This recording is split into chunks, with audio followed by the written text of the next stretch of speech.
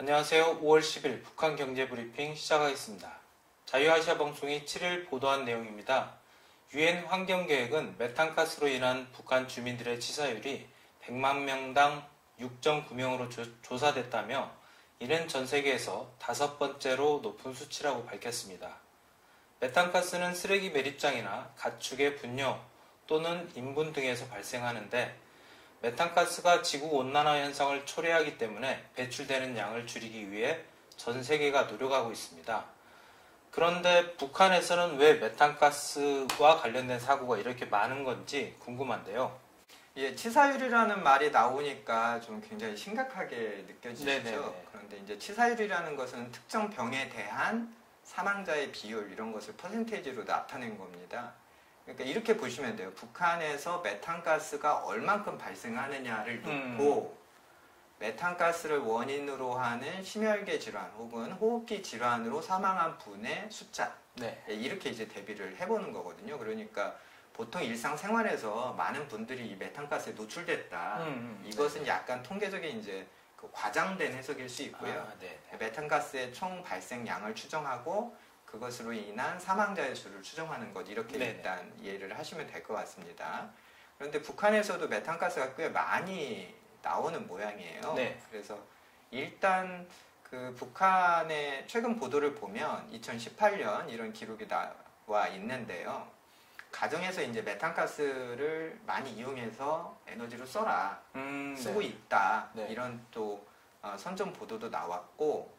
메탄가스를 좀 체계적으로 저장해서 쓰기 위한 메탄가스 저장 탱크도 우리 기술로 개발해서 신제품을 만들었다. 뭐 이런 보도도 이어졌습니다. 그런 걸로 봐서는 국가 정책과 또 이 사회 운동으로서 메탄가스 사용이 장려가 되고 있는 모양입니다. 북한이 원래 메탄가스가 좀 많이 나오는 생산 구조예요. 그래서 석탄 탄광 같은 경우가 한 100개가 넘는 걸로 추정이 되고 있는데 엄청 많네요. 이 석탄 탄광에서 이제 석탄을 캐는 과정에서 메탄가스가 많이 나온다고 보고가 되고 있고요. 아마도 이 메탄가스 치사율의 상당한 퍼센테이지가 이 석탄 산업에서 발생된 것이 아니냐 이런 추정이 좀 되고 있습니다. 그 밖에 뭐 식품, 펄프, 섬유 같은 흔히 북한에서 경공업이라고 말하는 이런 중소규모 공장의 폐수 처리 과정에서도 메탄가스가 좀 나오는 걸로 보이고요. 농촌에서도 북한의 그 퇴비 증산 운동 그러니까 해마다 1월, 2월이 되면 이 농번기가 시작되기 전에 개인당 뭐 성인들은 한 500kg, 뭐 청소년이나 또 그런 사람들은 뭐 2, 300kg 이렇게 개인당 과제를 줘서 퇴비를 모아와라.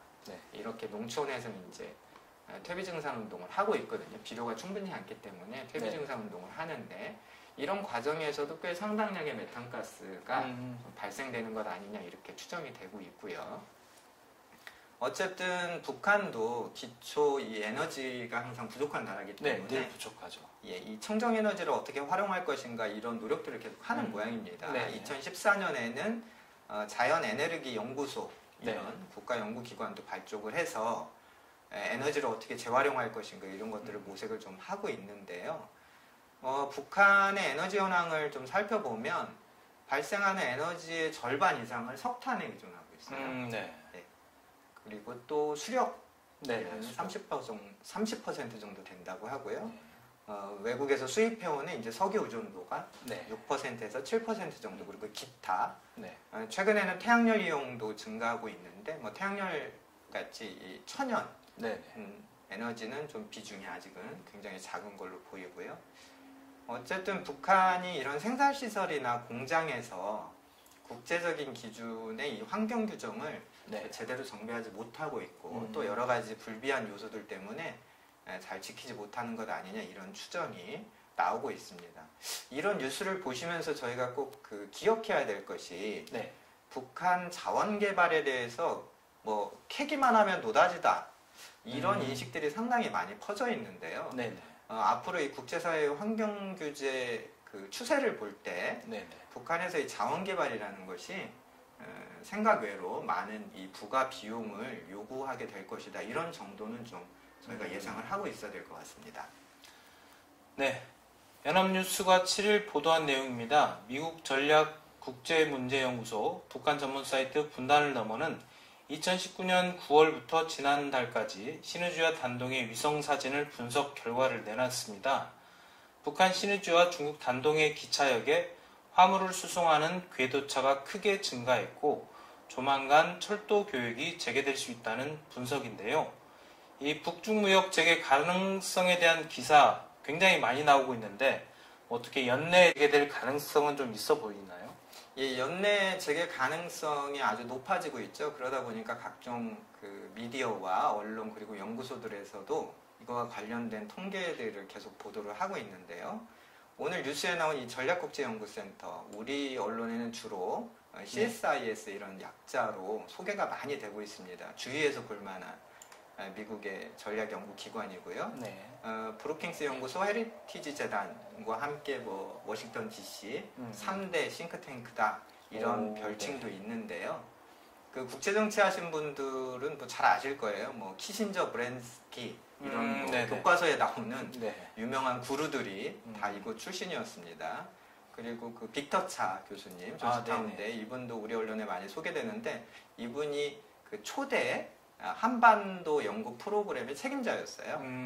그래서 그 여기에서 이제 영어로 비욘드 패러럴이라고 하는 비욘드 패러럴이라고 하는 북한 전문 사이트를 운영을 하고 있는데 주로 위성사진, 상업 위성사진으로 북한 내부의 환경들을 모니터링을 하고 있습니다. 그래서 이번 기사는 그런 위성사진을 모니터링 해봤더니 신종 전염병 발생 전보다 발생 이후에 신의주와 단동 간의 이 열차, 궤도차라고 말을 하는데요. 우리가 이제 기관차가 열차를 쭉 끌고 가면 그게 따라가는 화물 혹은 열차가 있지 않습니까? 이걸 통칭해서 이제 궤도차라고 말하는데 이 궤도차의 양을 하나, 둘, 셋, 넷 세봤더니 신종 전염병이 발생하기 전보다 오히려 국경을 폐쇄했다고 하는 지난해에 그리고 최근에 그 양 도시에 머물러 있는 궤도차 양이 더 많다. 상당히 예상 외의 결과인 거죠. 그렇죠. 그래서 신의주와 단동 사이에는 그 북중 우호철교가 있습니다. 중국말로는 중조 우호철교 이게 있죠. 그래서 이 다리는 철로도 있고요.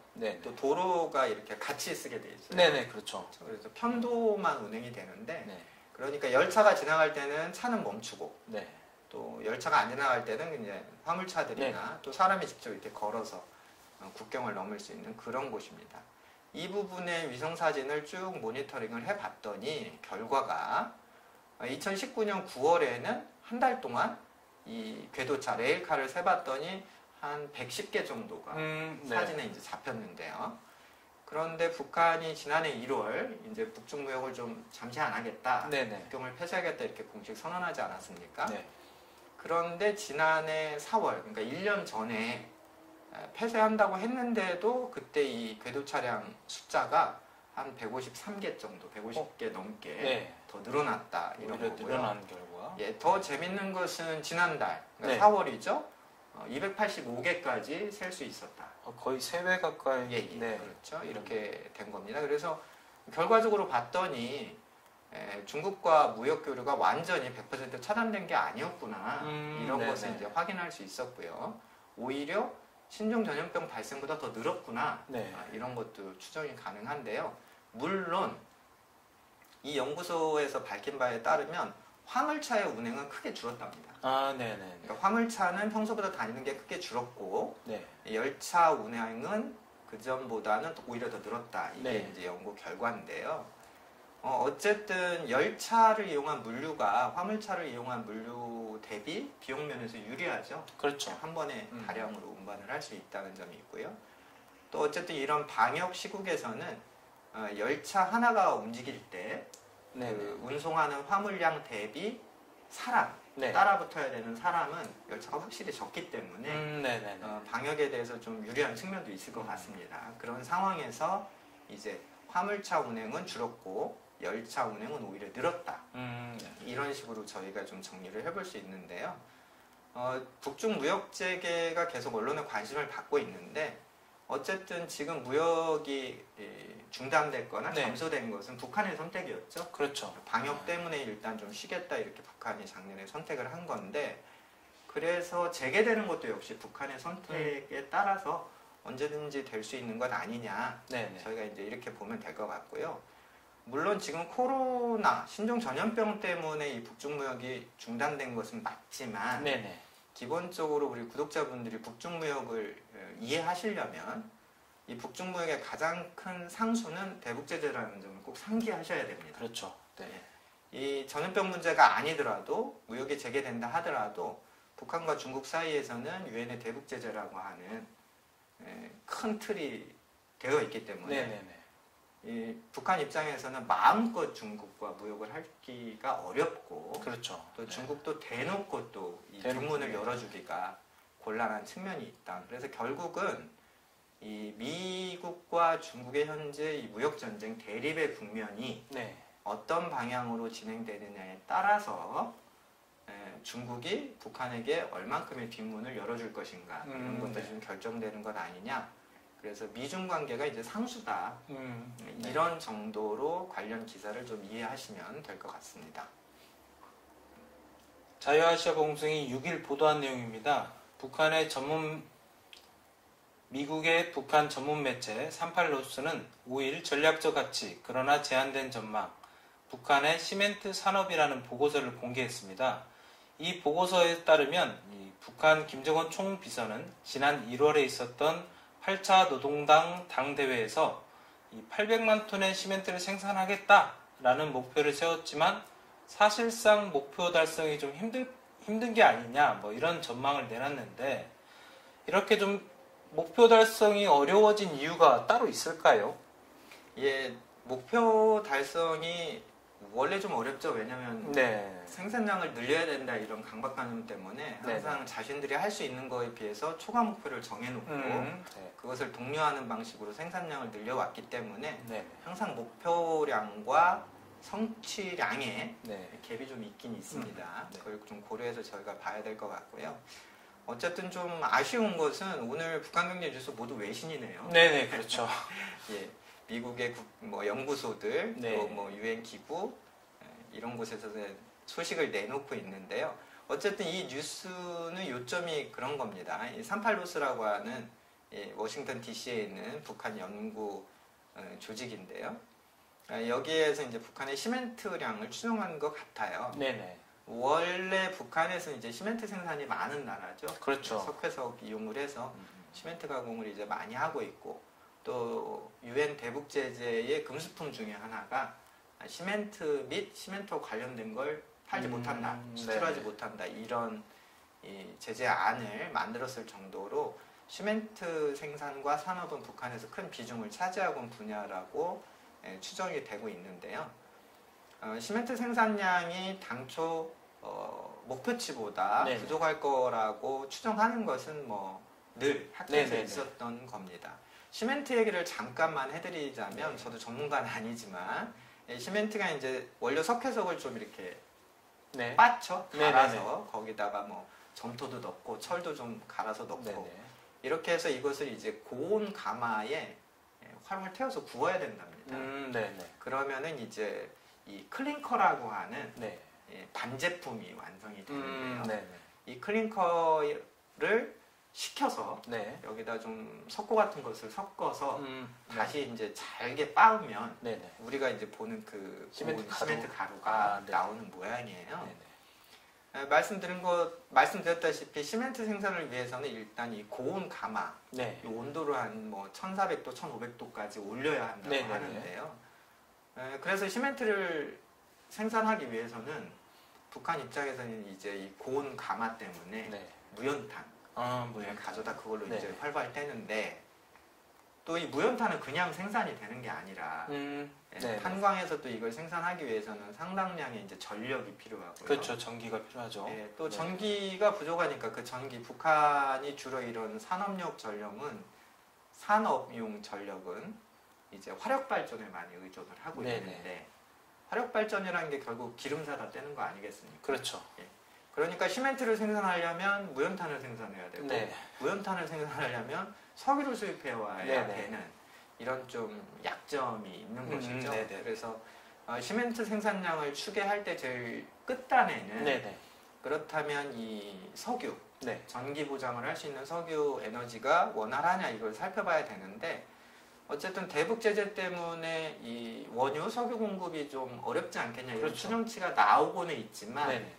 저희가 북한 시장 물가에서 휘발유 가격, 디젤유 가격을 꾸준히 모니터링 해본 결과에서는 네네. 급락 급등이 없었어요. 아, 네네. 그럼 뭐 어느 정도 일정 수준의 석유가 네. 뭐 중국에서 오든 아니면 뭐 해상 밀무역을 하든 북한이 좀 조달하고 있는 거 아니냐 이런 추정이 좀 가능한데요. 네네네. 어쨌든 이런 시멘트 생산량이 네. 김정은 위원장이나 당 중앙회에서 예고했던 네. 800만 톤에는 미치지 못할 것이다. 이런 것들이 여러 가지 경로로 추정이 되고 있고요. 네네. 이 기사를 저희가 이제 선택한 이유는 이런 기사를 보고 혹시 우리 네. 투자자분들이 야 그럼 시멘트 공급이 부족하면 우리 기업 뭐 네. 쌍용양행 같은 네네네. 곳에서 많이 생산하고 있으니까 네.